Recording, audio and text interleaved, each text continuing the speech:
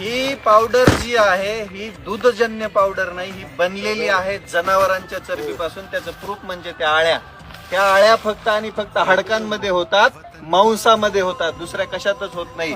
काल म्हणल्याप्रमाणे आमच्या भूम तालुक्यातले 3 भिकारचोटा आहेत जे अख्ख्या भूम तालुक्याला ही पावडर पुरवत होते.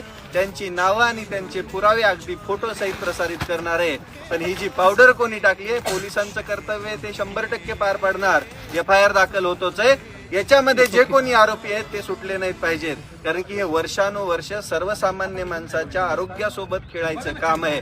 जर दुधामध्ये जनावरांच्या चरबीपासून बनलेली पावडर फॅट वाढवण्यासाठी टाकली जात असेल तर आमच्यासारख्या माळकरी माणसांनी आणि या महाराष्ट्रामध्ये जी कोणी मटण खात नाहीत, नॉनव्हेज खात नाहीत, त्यांचा धर्म भ्रष्ट करण्याचं काम आहे. या दलिंदर भिकारचोटांना सुट्टी नाहीये.